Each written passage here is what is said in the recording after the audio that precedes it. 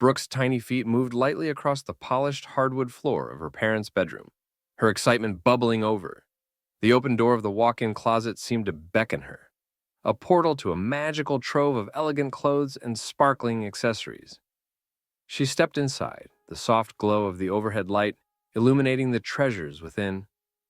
The faint floral scent of her mother's perfume filled the air, adding to the enchantment. Her small fingers grazed the smooth, silky fabrics of dresses hanging in neat rows.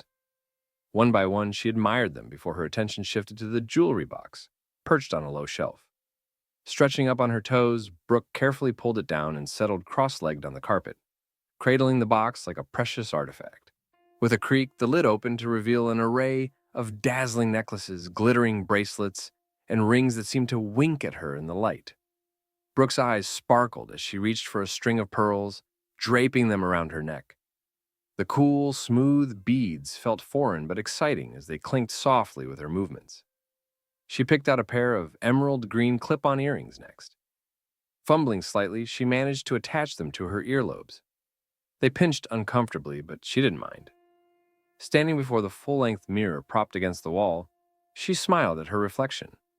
The little girl staring back at her looked transformed, like a princess from her favorite storybooks.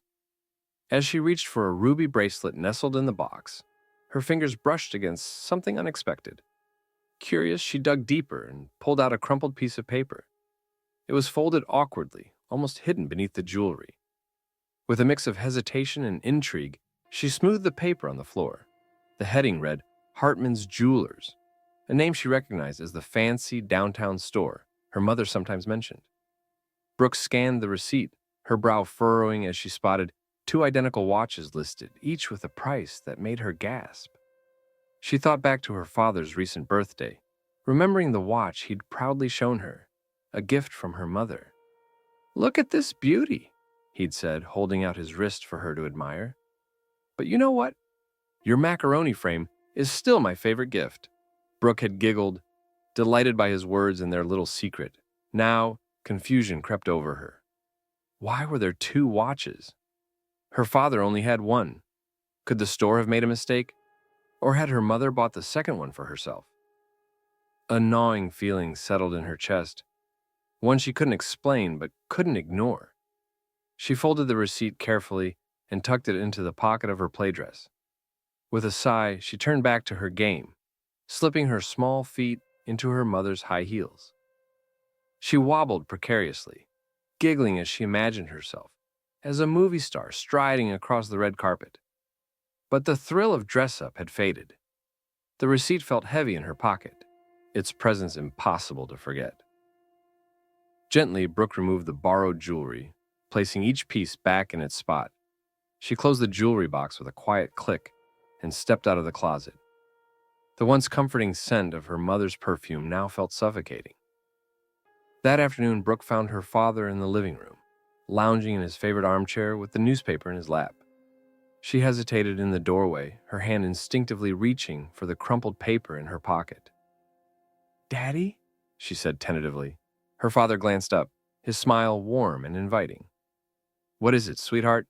Brooke crossed the room, pulling out the receipt with small, uncertain hands. "I found this," she said, handing it to him. "It was in Mommy's jewelry box." Her father's brows knit together as he unfolded the paper. His expression darkened as he read, his usually relaxed demeanor replaced by something unfamiliar, something tense and guarded. "Two watches," he murmured, his voice almost a whisper. "Did Mommy get one for herself?" Brooke asked, her voice small and hopeful. For a long moment, her father said nothing. He folded the receipt with a deliberate motion, his jaw tight.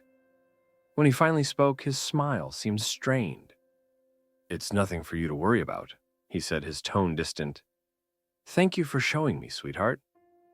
Before Brooke could respond, he rose abruptly and walked out of the room, the folded paper disappearing into his pocket.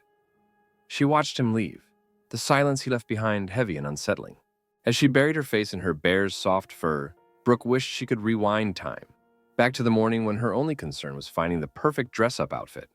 But the innocence of those moments was already slipping away, leaving her with an uneasy truth. Life, as she knew it, might never be the same again. Brooke clutched her teddy bear tightly, her heart pounding as raised voices filtered through the walls of her bedroom. The muffled anger, though softened by the distance, was sharp enough to make her squeeze her eyes shut. She had never heard her parents argue like this before. The shouting had become a nightly ritual since the day she discovered the receipt. Burying her face in her bear's familiar fur, Brooke tried to block out the sounds, but certain words still reached her ears, sharp and impossible to ignore. "How could you do this to us?" Her father's voice trembled, filled with raw anger. "It's not what it seems." Her mother's defensive reply came, high-pitched and brittle. Pulling her blanket over her head, Brooke created a fragile cocoon, a space where she pretended none of it was real. She didn't fully understand what was happening, but the weight of it pressed down on her, suffocating. The next morning, an eerie silence blanketed the house. Brooke tiptoed downstairs, her stomach knotted with unease. Her father sat at the kitchen table, staring into the dark pool of untouched coffee in his mug. He looked up when he noticed her, forcing a smile that barely lifted the corners of his mouth. "Morning, sweetheart," he greeted, his voice rough and distant. Brooke mumbled a reply and poured herself a bowl of cereal. She ate in silence, sneaking glances at him. His usually calm face was shadowed with dark circles. His shoulders slumped as though he carried a heavy burden. Her mother swept into the room moments later, her bright tone jarring against the tension. "Good morning, honey," she chirped, placing a quick kiss on Brooke's head. "I'm off to work. Be good at school." Without waiting for a response, she grabbed her bag and left, the door closing with a sharp click.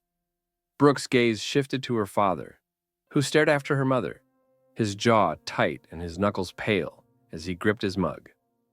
At school, Brooke drifted through the day in a daze. Her teacher, Mrs. Thompson, noticed her scribbled incomplete math homework and knelt by her desk. "Brooke, are you feeling okay?" she asked gently. Brooke nodded quickly, avoiding her teacher's eyes. "I'm fine," she muttered, retreating to her seat. But she wasn't fine. She was scared, confused, and weighed down by feelings she didn't know how to name. At recess, Brooke sat alone on the swings, watching the other children with a longing that felt distant and unreachable. Her best friend Sarah bounded over, her ponytail bouncing. "Want to play hopscotch?" Sarah asked, her voice hopeful. Brooke shook her head. "Not today," she murmured. Sarah frowned. "You've been acting weird. Is something wrong?" "No," Brooke lied, the word tasting bitter on her tongue. She couldn't explain what was wrong, not when she barely understood it herself. The arguments at home grew louder, the silences heavier. Brooke found herself lingering at school longer each day, dawdling on the playground until she could no longer avoid going home. One evening as she passed the kitchen door, her parents' low voices reached her ears. "We can't keep going like this," her father said, his tone strained.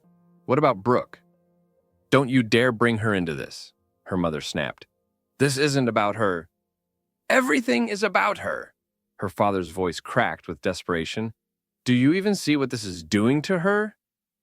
Brooke's heart dropped. They were fighting because of her. She had started this.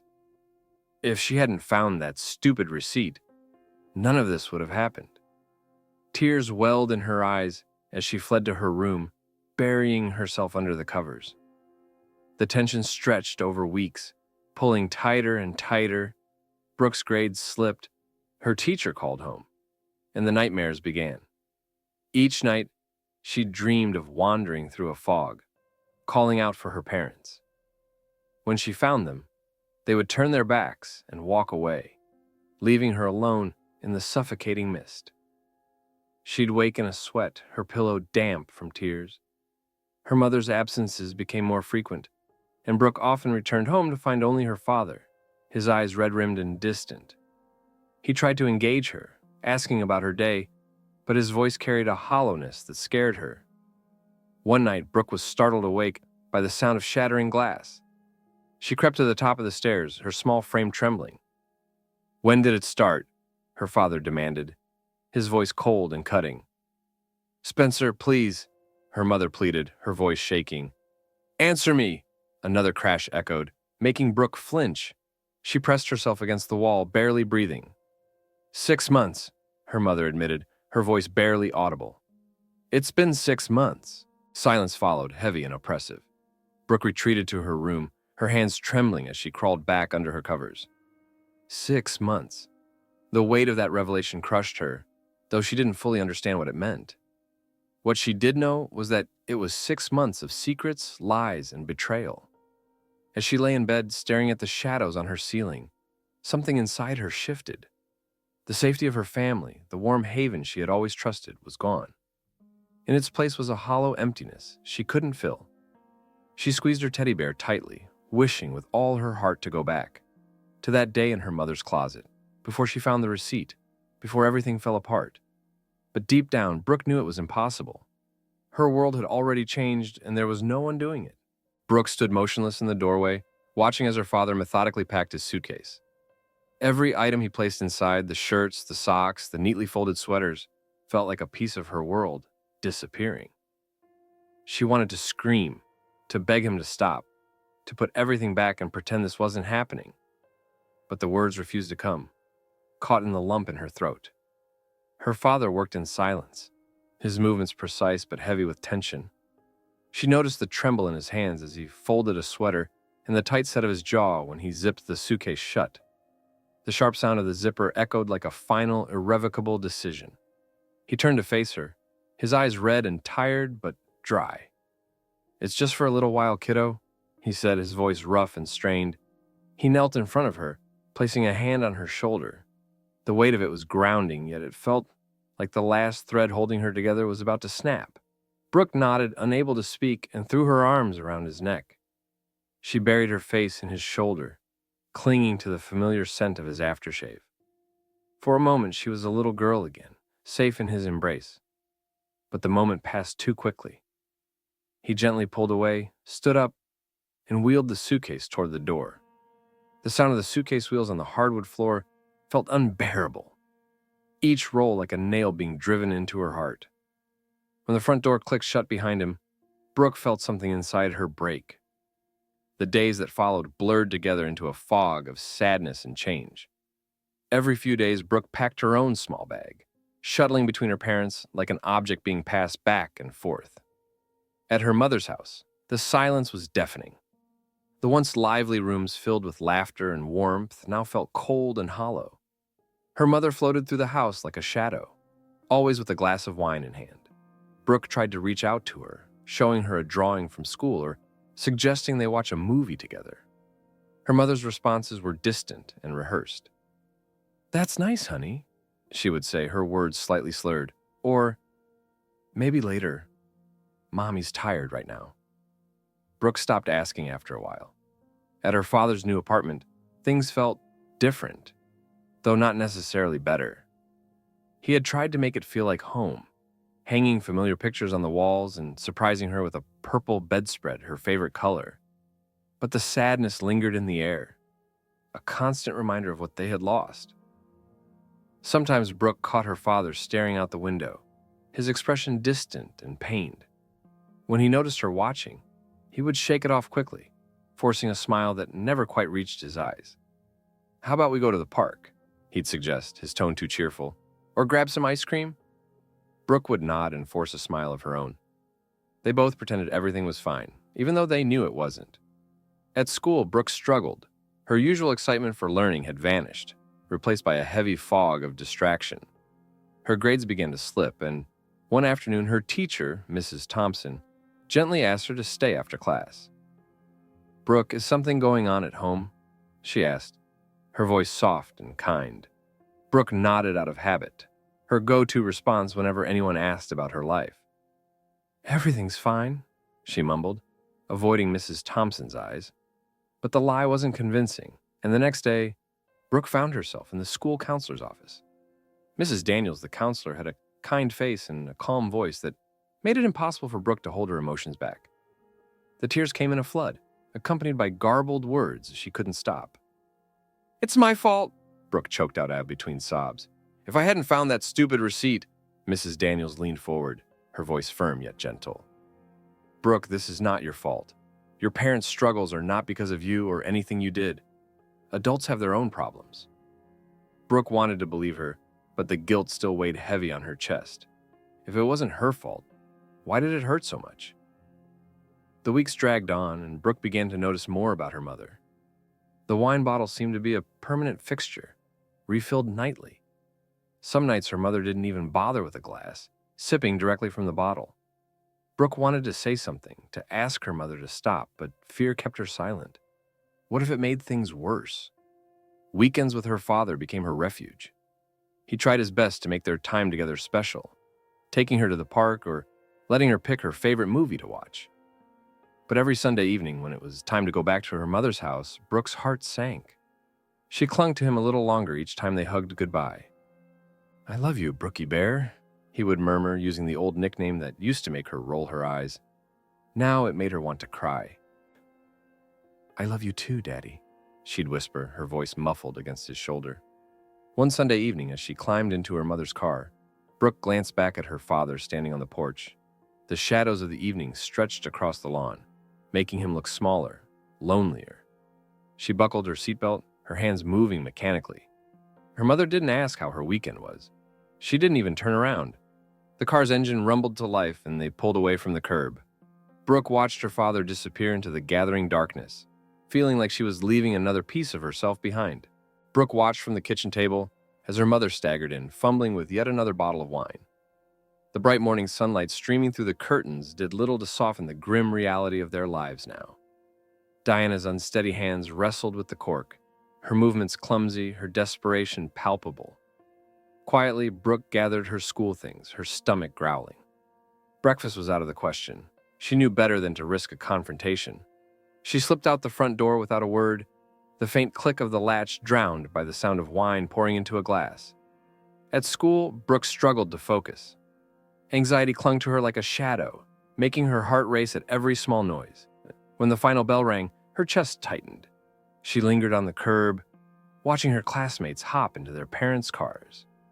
One by one, the crowd thinned, and soon Brooke was the only one left. An hour passed, then two. Just as she began to resign herself to the long walk home, her father's car screeched to a stop in front of her. Spencer leaned across the seat, his face tight with anger and worry. "She forgot again, didn't she?" he asked, his voice low but sharp. Brooke nodded silently, swallowing the lump in her throat. She climbed into the car, her eyes darting to his white-knuckled grip on the steering wheel.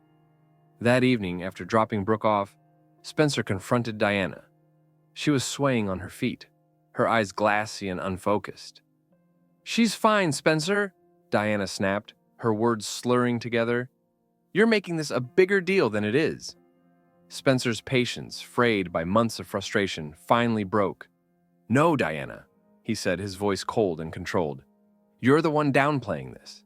This isn't about you or me. It's about Brooke, and this is the last time I'm letting you put her in danger." The following weeks passed in a blur of tense conversations and quiet phone calls. Brooke noticed her father scribbling notes after speaking with her teachers, his brow furrowed in concentration.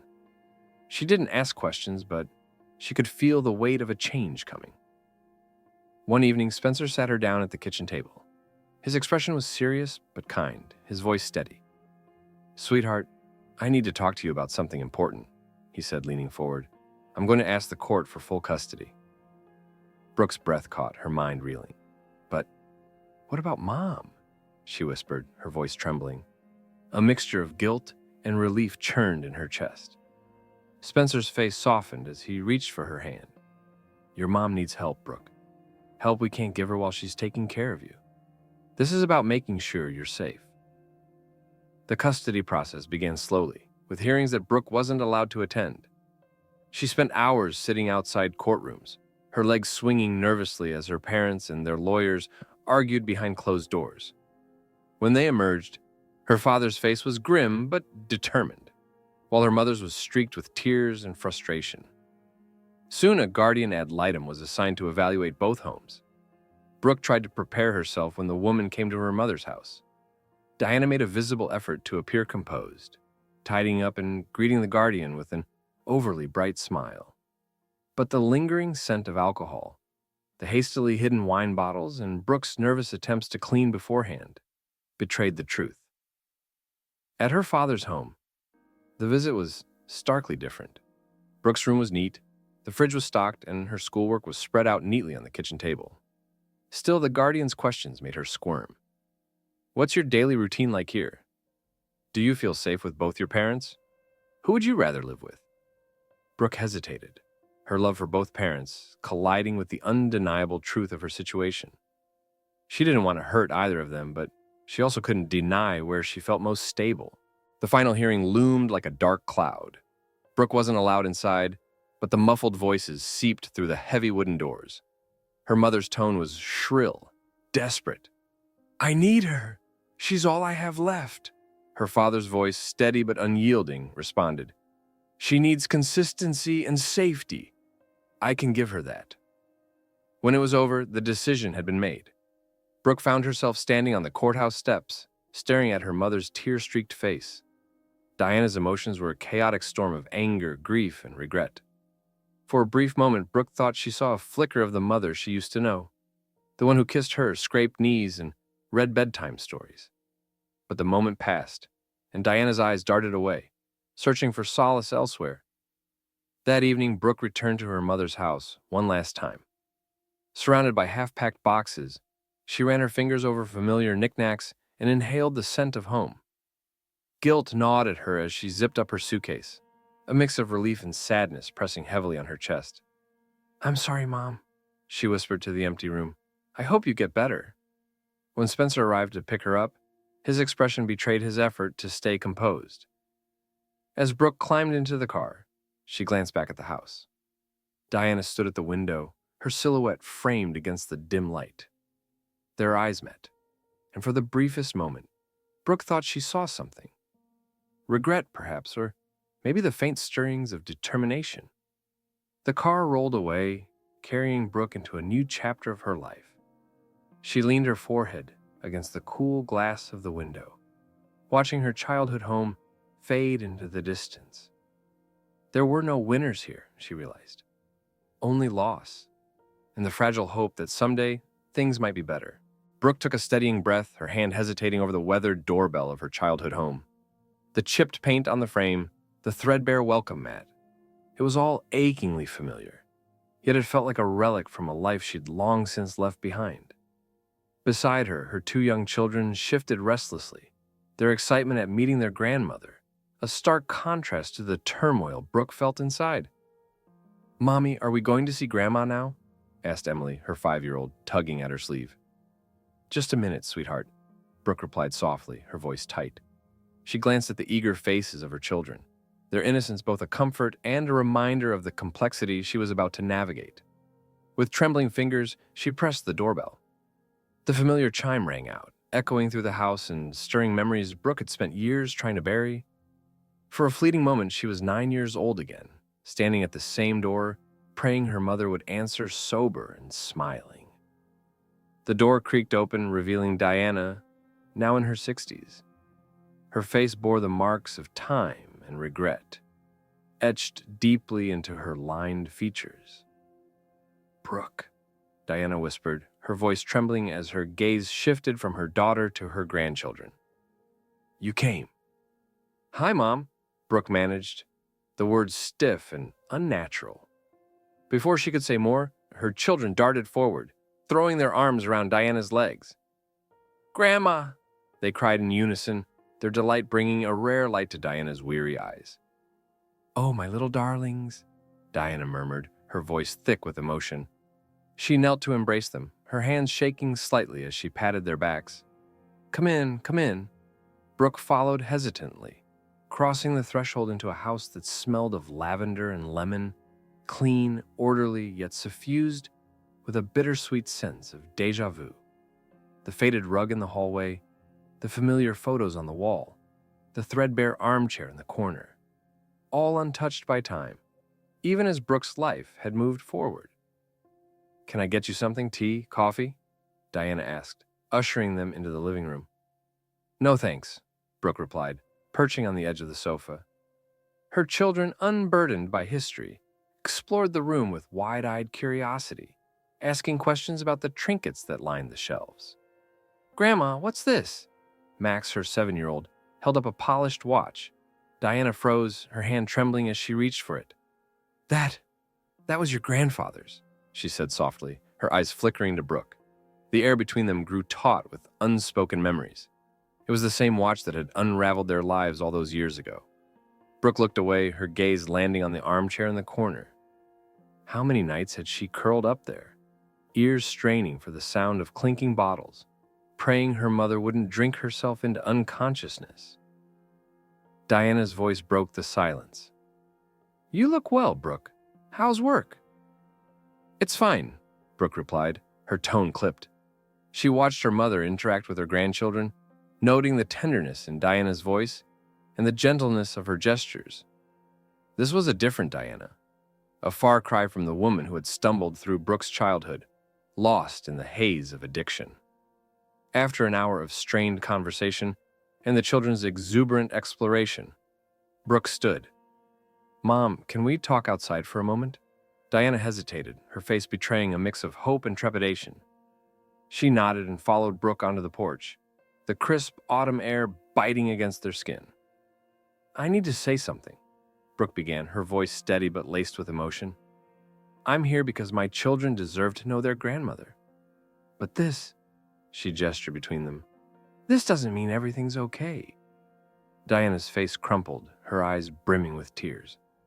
Brooke, I know I hurt you. I've been sober for 10 years now, and not a day goes by that I don't regret.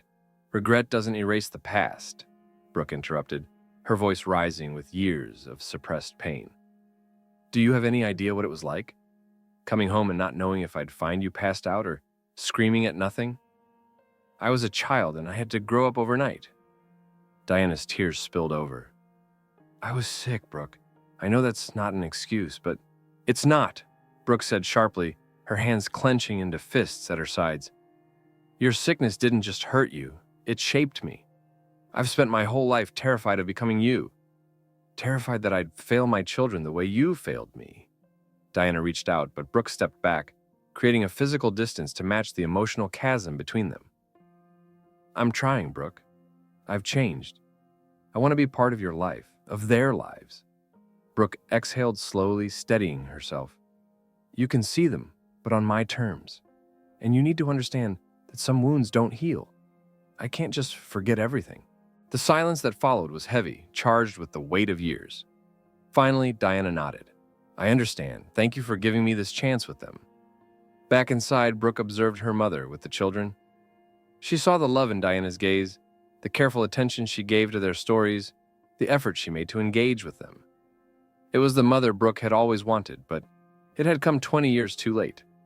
When it was time to leave, the goodbyes were full of enthusiasm from the children and stiff politeness between Brooke and Diana. We'll talk about the next visit soon, Brooke said as she buckled Emily into her car seat. Diana stood on the porch, her figure small and fragile in the fading light, watching as they pulled away. Brooke caught a glimpse of her mother in the rearview mirror, a lone figure against the backdrop of the home that had held so much pain. As the streets of her childhood faded behind them, Brooke felt a complicated mixture of emotions. Relief for the stability she could now provide for her children, sadness for the relationship with her mother that could never be fully mended, and a flicker of hope. That time, while unable to erase the past, might allow for a better future. Did you have fun with Grandma? Brooke asked, glancing at her children in the rearview mirror. Yeah, Max replied enthusiastically. Can we go back soon? Brooke managed a bittersweet smile. We'll see, sweetie. As they drove toward home, Brooke let out a slow breath. The wounds of her past still ached, but she was no longer defined by them. She was not her mother, and her children would never bear the scars she had carried. For the first time in years, Brooke felt a quiet sense of peace.